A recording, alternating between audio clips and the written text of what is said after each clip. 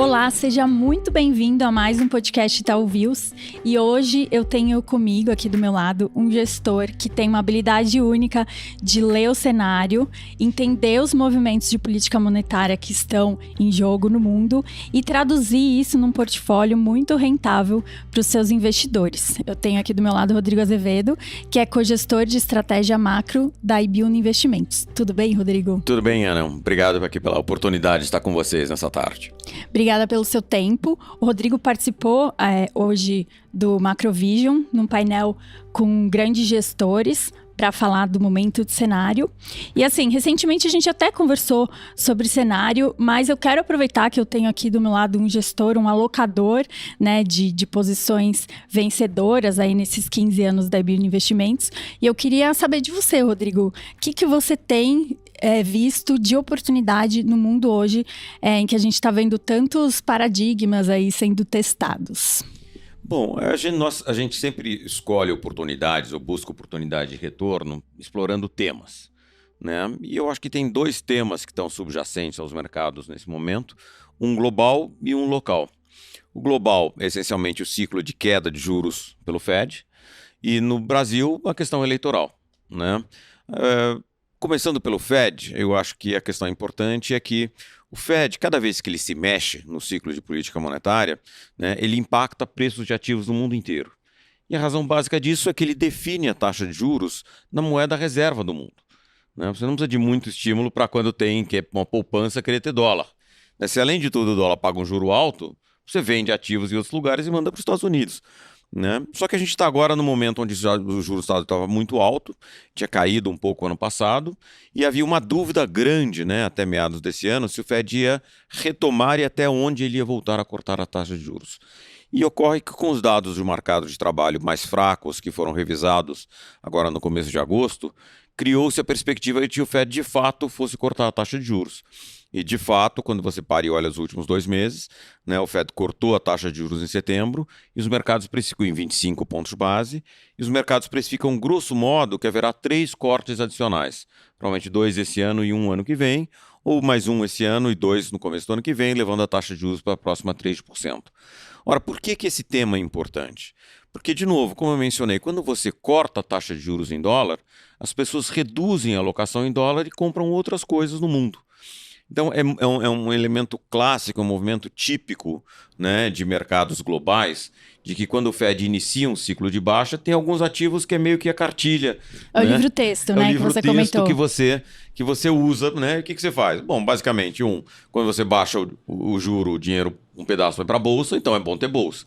Um pedaço sai dos Estados Unidos, é bom você vender o dólar. Como o juro curto cai, né, você está aplicado na parte curta da curva, é bom.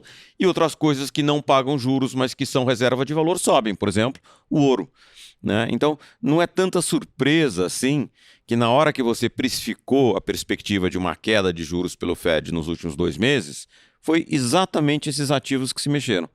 A Bolsa Americana subiu, de junho para cá teve uma subida espetacular, né? O dólar vem se enfraquecendo, já vinha se enfraquecendo, continua essa tendência, o ouro começou a subir bastante e o juro curto nos Estados Unidos caiu. Mas isso cria uma perspectiva de alocação, uma oportunidade, né, em vários outros países também.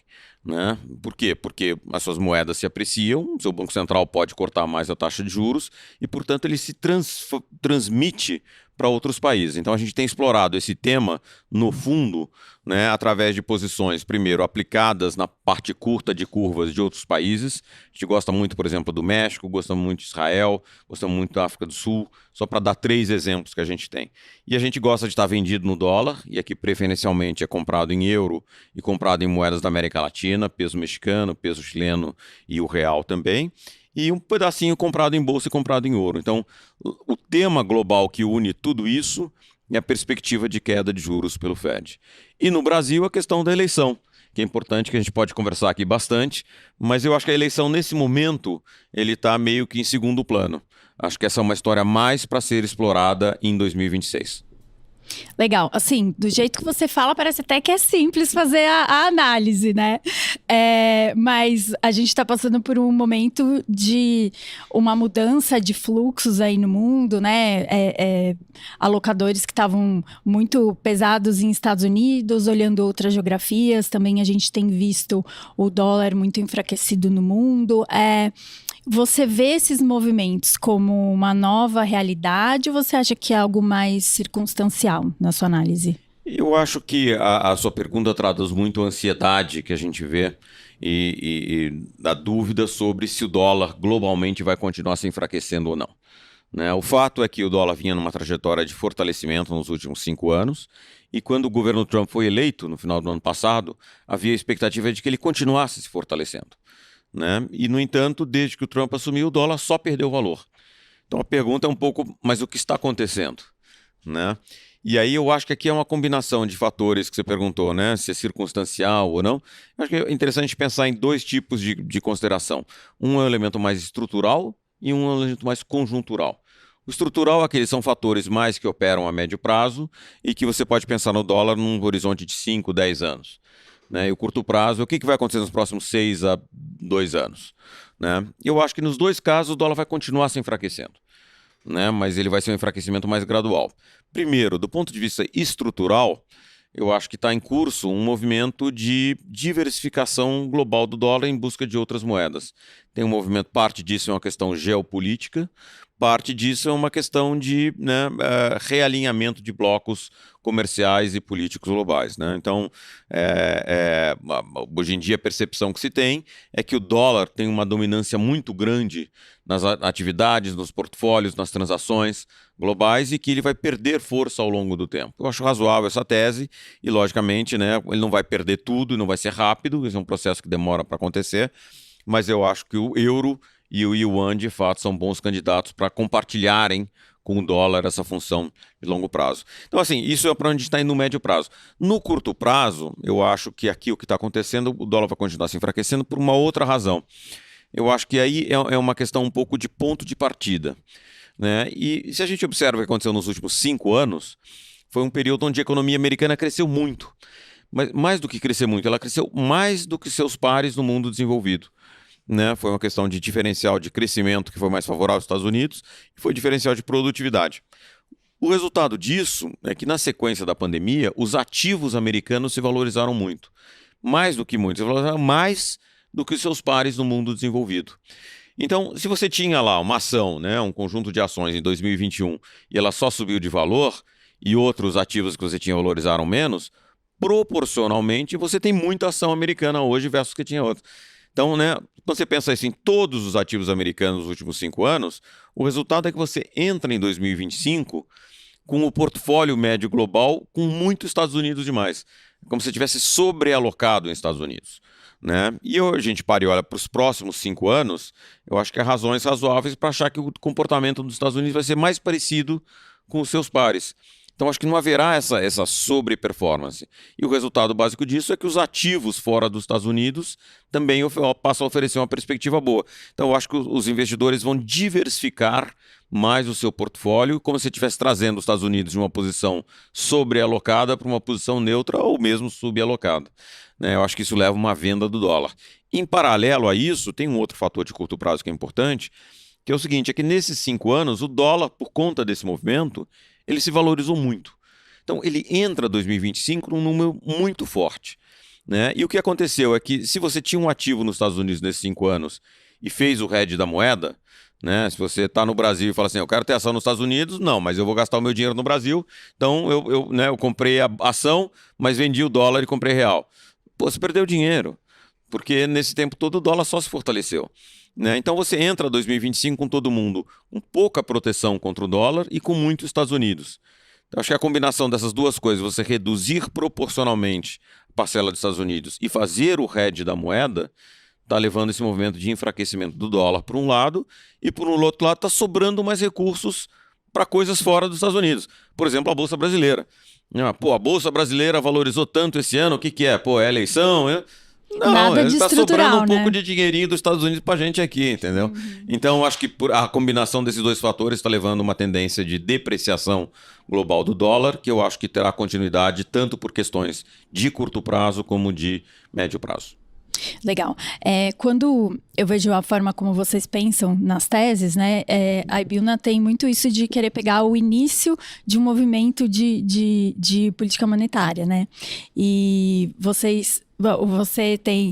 foi diretor de política monetária do Banco Central, o Mário Torós é também gestor da estratégia macro também, vocês já estiveram do outro lado, né? Eu queria saber um pouco como que é a análise de vocês com essa experiência que vocês tiveram, se isso ajuda vocês e como que ajuda no dia a dia na hora de analisar movimentos de política monetária. Não, eu acho que ajuda bastante sim, Ana. Na verdade, quando você pega assim, eu fui diretor de política monetária entre outubro de 2004 e maio de 2007.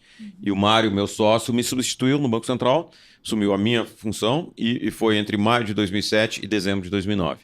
Entre nós dois, tem 46 reuniões do Copom seguidas, que teve ou o meu voto ou o voto do Mário. Né? E é um período bastante relevante. É um período que aconteceu muita coisa no Brasil. Né? Teve todo o período, basicamente, o período, né, benigno do Brasil, onde estava entrando muito dinheiro, a commodity estava subindo, a gente conseguiu recompor toda a reserva internacional, o Brasil virou investment grade, até o período onde basicamente bateu a crise de 2008, 2009. Né, onde o Mário foi basicamente a frente principal de resposta. Então, eu acho que é um período com uma experiência muito rica do ponto de vista profissional. Logicamente, é um privilégio ter podido gerir política monetária, né? Enfim, o impacto que isso tem na vida de muita gente é um negócio muito gratificante, mas tem uma responsabilidade muito elevada também. Mas do ponto de vista de mercado, em particular, que é o que é relevante aqui para a nossa experiência do dia a dia, é que eu acho que ele te dá uma perspectiva do como funciona do outro lado da mesa. Às vezes a gente tem muita, né, aquela teoria da conspiração, né? Fica mito, analisando cada né, palavra suspeita, dos relatórios. Às vezes as coisas são bem mais simples, né, bem mais do que se imagina. Mas enfim, eu acho que aonde faz diferença, tá, é o seguinte: quando a gente para e olha e faz uma análise, né, sobre um determinado país, assim, os dados basicamente são mais ou menos hoje em dia os mesmos para todo mundo. Você baixa uma planilha, baixa na Bloomberg, todo mundo tem acesso ao mesmo dado. Acesso à informação hoje em dia é muito simples, né? Os modelos que você usa para fazer projeções também não são muito diferentes. Os economistas mais ou menos foram para mais ou menos as mesmas escolas, aprenderam o mesmo tipo de modelo, o mesmo, né, modelo de série de tempo. Então, não é aqui que está, eu acho, a grande diferença de você fazer uma boa projeção de política monetária. Eu acho que aonde a diferença está é você entender como é que é a função-reação de cada corpo diretor de cada Banco Central. Porque com base nos mesmos dados, nas mesmas projeções, alguns diretores falam tem que cortar um monte e outros falam não tem que cortar nada. Se a gente vai no Fed agora, né, olha o exemplo da reunião do Fed desse mês. Boa, né? Vamos fazer essa análise. Basicamente, teve diretor que votou para cortar 50 e teve diretor que cortou 25 de cara feia. Né, um dizendo não, precisa cortar muito, e o outro dizendo não, é só uma atividade de gestão de risco. Então, assim, não é no dado que faz tanta diferença. E sim você entender como é que é o funcionamento institucional daquele Banco Central, qual é a composição das pessoas. Né? É muito diferente, por exemplo, só para te dar um exemplo, a experiência de um Banco Central como os Estados Unidos, que historicamente, o grande episódio relevante da história dos Estados Unidos foi a Grande Depressão. Então, a preocupação que você tem com desemprego elevado nos Estados Unidos é muito maior do que, por exemplo, na Alemanha, onde a grande experiência da Alemanha foi a hiperinflação. Então, o Banco Central alemão tinha um viés e trouxe para o Banco Central europeu, o Banco Central uma preocupação muito maior com a inflação do que com a atividade. Os Estados Unidos é o contrário. Então, saber esse tipo de coisa, eu acho que ajuda bastante, e ter, de novo, ter tido o privilégio de sentar do outro lado do balcão, te dá uma perspectiva mais ampla sobre o processo decisório. É isso que a gente tem usado, basicamente, nesses 15 anos da Ibiúna para conseguir, né, transformar teses de investimento em retornos na cota. Legal, então agora a bola tá quicando para eu te perguntar, né, com base nessa experiência que você citou, como que você tá vendo o momento da comunicação do Banco Central, né? Hoje até no evento a gente teve a presença do Gabriel Galípolo e ele muito firme, né, corroborando o que vem sendo comunicado pelo BC, de que ninguém vai ficar com pressa para cortar juros agora, né, ou as projeções mais para ano que vem, enfim. Eu queria saber como que você está vendo esse timing, o que vocês estão esperando? Olha, a nossa avaliação tem sido de que o Banco Central tem feito um bom trabalho, né? Houve um aperto bastante significativo da taxa de juros no final do ano passado, no primeiro semestre desse ano. E desde então as condições monetárias apertaram, as condições financeiras apertaram bastante. No entanto, o que tem sido surpreendente é o quão pouco a economia tem reagido a essa dose de juros que, sobre várias métricas, né, é fácil você falar, esses juros estão muito altos. O juro real dessa magnitude ele é muito alto. De fato, ele é muito alto. Mas ele é muito alto e relativamente ao quê? Né? Relativamente ao efeito que ele deveria ter, ele não está se provando tão alto. O mercado de trabalho está aí super resiliente, né? A economia está reagindo muito pouco. Se você considerar que o Banco Central subiu 100 basis points, né, subiu 1 ponto percentual em dezembro do ano passado e anunciou que tinha mais 2 de 100, a curva imediatamente já precificou muito mais. Então, assim, é como se tivesse subido em 3 doses de 1 ponto percentual, mas a curva de juros já precificou quando você anunciou o que ia fazer imediatamente. Então, na prática, a gente está praticando juros reais muito elevados desde dezembro, desde janeiro desse ano. A gente está em setembro e a gente olha para a taxa de desemprego, ela está no nível mais baixo da história. A gente olha para o salário real, para a massa salarial real, continua tendo um crescimento real significativo. Olha para a inflação de salários, de bens e serviços, né? Ela continua elevada. Né? Então, assim, surpreendentemente, com essa taxa, com o Banco Central sendo percebido como um Banco Central bem mais cauteloso do que talvez se imaginasse 6 ou 12 meses atrás que seria, né, com o Banco Central apontado pelo Lula, no entanto, a expectativa de inflação caiu muito pouco. Então, a avaliação que eu faço, né, do que a sido a estratégia deles é que é uma estratégia de vamos deixar a taxa de juros num patamar que parece apertado o suficiente e deixa ela parada lá, a gente espera para ver quando é que ela vai se mostrar apertado. Até agora ela mostrou muito pouco. Então, no fundo, eu acho que o Banco Central está numa posição onde ele pode esperar. Né? Ele está parado num patamar que está começando a mover na direção que precisa, mas ele está movendo muito lento. A contrapartida disso é que eu também acho que ele não vai tirar de onde está tão cedo. Né? Então, eu tenho visto algumas discussões, será que o Banco Central vai cortar a taxa de juros em dezembro? Né? E por tudo que eu estou vendo aqui agora, eu acho que dezembro é cedo. Tá? Eu acho que é mais razoável esperar que a taxa de juros comece um processo de queda em março do ano que vem. Acho que o Banco Central não está com pressa nesse momento. E acho que tudo que o presidente Galípolo falou hoje de manhã aqui no seminário do Itaú parece indicar que eles estão pensando também nessa direção. Legal. Eu tenho uma posição que você tem em México, que faz tempo que eu acompanho, e eu acho incrível como vocês falam de política monetária em países onde a gente não costuma ouvir muito, né? Quando acompanha o posicionamento dos gestores. Eu queria que a gente pegasse o México como exemplo para você destrinchar, para quem está nos acompanhando, como que vocês constroem a tese de vocês. Acho que pode ser um bom exercício. No fundo, o exercício que a gente sempre faz, tá? Se aplica para o Brasil, se aplica a vários países, no caso do México também, que é sempre se perguntar em que ponto do ciclo de política monetária eu estou. Porque o juro, ele sempre está subindo ou ele está caindo. Em geral, fica pouco tempo em cima e pouco tempo embaixo. Se o juro em geral está subindo, você quer ter posições que se beneficiam se a curva de juros se move mais para cima, são posições tomadas em juros. Se o juro está caindo, você quer ter posições que se beneficiam se a curva de juros se desloca para baixo, que são posições aplicadas em taxa de juros. Né? E o dinheiro grande, só que você vem subindo, a curva está subindo, de repente chega lá em cima, a curva faz assim. Então, o dinheiro grande é feito se você acerta esse ponto da virada, de cima para baixo ou de baixo para cima. Então, no fundo, o exercício que a gente faz todo dia, chega nos escritórios e pergunta para o país tal, aonde eu estou?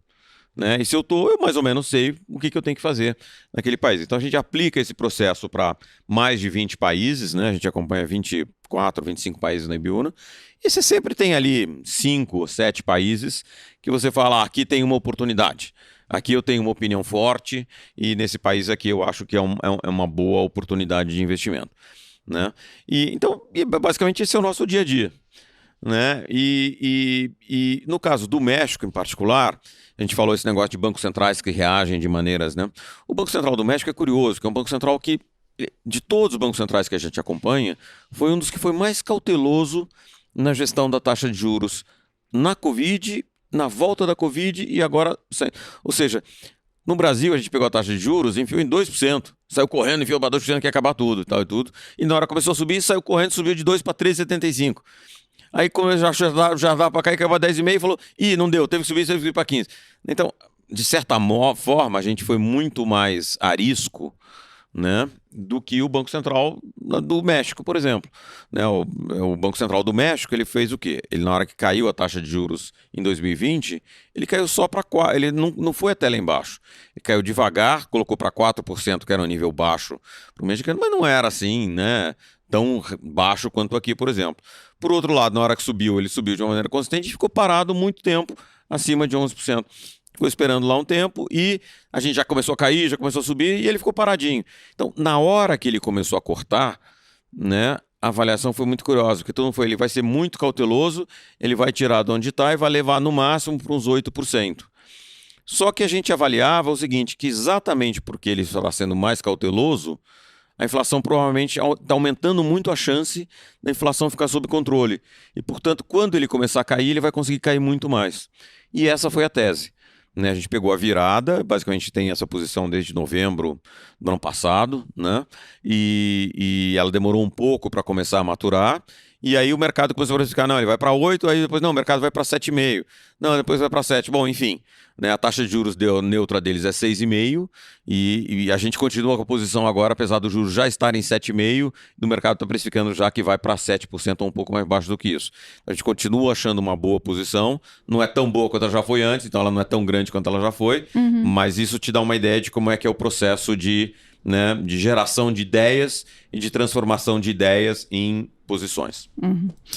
Agora eu queria falar um pouco sobre a atividade mesmo de gestor, né? E queria contar uma breve história para quem está nos acompanhando, porque eu lembro que quando foi março de 20, quando a gente teve um carnaval que quem estava no mercado, assim, foi inesquecível e tem trauma até hoje, porque quando o mercado sofreu um baque forte primeiro, né, da dimensão que a Covid tomou na China e contaminou os outros mercados. Aqui no Brasil era feriado de carnaval, os mercados derretendo lá fora, a gente aqui fechado, esperando para voltar numa fatídica quarta-feira de cinzas, né, o mercado abrindo depois da hora do almoço, e todo mundo só tinha uma certeza, que o mercado ia abrir e ia ser circuit breaker, porque ia corrigir toda a sangria que teve lá fora. E eu lembro que vocês, na Ibiúna, antes do feriado do carnaval, falaram assim, quer saber? Muita incerteza, acho que eu vou zerar minha posição de bolsa no fundo, e vocês zeraram antes do feriado do carnaval, e entre os multimercados na época, eu lembro que vocês se destacaram muito, porque tiveram essa atitude de antes do carnaval sair da posição em bolsa, e daí não derreteram tanto que nem os pares, né? E uma coisa que eu lembro muito bem que a gente conversou é que vocês não falaram assim, olha, a gente teve uma visão ou foi uma estratégia. Foi meio que um feeling e também sorte, né? E para um gestor, quanto por cento é sorte, o quanto por cento é estratégia? É vergonha falar que algum ganho foi sorte? Como que você vê isso? Não, sorte é bom, importante ter em qualquer coisa na vida, né? Mas no mundo de gestão, né, você tem que maximizar a chance de você, da sorte, te dar bons retornos. Às vezes você tem sorte e não dá tanto retorno assim, né? Então eu acho que é desse lado que a construção de cenários e atribuição de probabilidades é importante. O que você descreveu, na verdade, o que aconteceu, né, para ser mais preciso ali naquele período, e foi o seguinte, é que nós vínhamos com uma posição construtiva, né? O FED tinha cortado a taxa, eu contei para vocês aqui, quando corta a taxa de juros a bolsa sobe, ele tinha cortado a taxa de juros em 2019. E no segundo semestre de 2019 a bolsa subiu muito, né? Então, e a gente começou 2020 com a visão de que tinha mais para ir ainda, mas já tinha subido muito. Então a gente essencialmente tinha posições ainda compradas em bolsas, no particular nos Estados Unidos, mas estava aplicado no juro americano, que era uma maneira de falar, ó, se a bolsa não subir tanto, o juro fecha, eu tenho um hedge aqui. E aí aquilo foi em janeiro, quando chegou em fevereiro, a Covid, né, começou a aparecer casos na Itália e o mercado não se preocupou muito. E aí, na semana antes do carnaval, apareceu o primeiro caso na Inglaterra. E aí a nossa avaliação foi, Londres é diferente da Itália. Porque Londres é o mercado financeiro, né? Na hora que acontece com o seu amigo que está sentado ali do lado, todo mundo acha que é muito pior, né? Sim. Então, nessa visão, a gente já ficou mais cauteloso por conta disso. E foi aí que vinha exatamente a ter o feriado do carnaval. E a gente falou, bom, esse negócio às vezes espalha muito rápido, quer saber? Eu vou sair das posições de bolsa para ter um carnaval tranquilo. Esse elemento, né, o calendário é que ajudou um pouco de sorte. Mas a gente já estava meio preparado, já estava cauteloso com aquilo. E o que aconteceu na saída foi exatamente como a bolsa caiu, o juro fechou muito. E aí a gente fez o dinheiro com o juro fechando. E aí que a gente teve um insight de que se esse negócio vai se aprofundar muito mais, essas bolsas vão cair muito mais, né, mas as bolsas ficaram com uma volatilidade muito grande. Então era difícil nesse momento você fazer uma posição e deixar uma posição short em bolsa, porque ela balançava muito. Enquanto que o juro era meio que direcional, era para um lado só. Então a gente, não, na volta do carnaval, não aumentou as posições, não voltou para as posições de bolsa e aumentou as posições de juros. E aquilo realmente acabou funcionando muito bem, esse negócio, porque em março foi muito bom, a gente chegou em junho e julho, né, com o fundo indo muito bem. 2020 foi um dos melhores anos da história do fundo e começou exatamente nessa história. Então, sorte ajuda, mas se você não está preparado para transformar a sorte em dinheiro, né, não adianta muita coisa. Muito bom, muito legal essa história. E para finalizar, Rodrigo, eu queria pedir uma sugestão, uma dica de leitura do seu lado. O que você acha que tem ajudado a melhorar a leitura aí de cenário para continuar ganhando dinheiro com o fundo? Olha, eu sou um leitor ávido, eu leio muita coisa, enfim, tenho aqui um monte de recomendação. Mas por acaso eu tenho uma recomendação do livro que eu acabei de ler ontem, né? Porque eu queria vir hoje aqui no seminário onde tinha o Ken Rogoff. Né? O Ken Rogoff foi um dos principais palestrantes aqui no Macrovision e é um sujeito que acompanha há muitos anos e acompanho e gosto muito do que ele fala, né? E ele escreveu um livro que se chama Our Dollar, Your Problem, né? O nosso dólar e o problema é seu.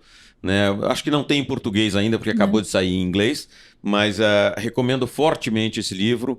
Esse livro dá um panorama bastante amplo de como é que o dólar ganhou a dominância que ele tem nesse momento e quais são os fatores que estão enfraquecendo e fragilizando essa posição do dólar olhando para frente. Então, acho que ele dá uma visão bastante contemporânea, né, sobre a parte histórica de como a gente chegou, mas dá uma visão muito contemporânea dos desafios que os gestores de política econômica no mundo estão enfrentando nesse momento, seja nos Estados Unidos, seja aqueles que têm que lidar com esse problema fora dos Estados Unidos. Daí o título, O Nosso Dólar, o Seu Problema. Legal, muito bom. Não foi combinada essa dica de leitura. Queria agradecer a sua presença aqui no podcast, Rodrigo, obrigada. E você que nos acompanhou, muito obrigada. E não deixe de conferir também o conteúdo do Macrovision e o nosso conteúdo do YouTube e no Instagram. Até a próxima.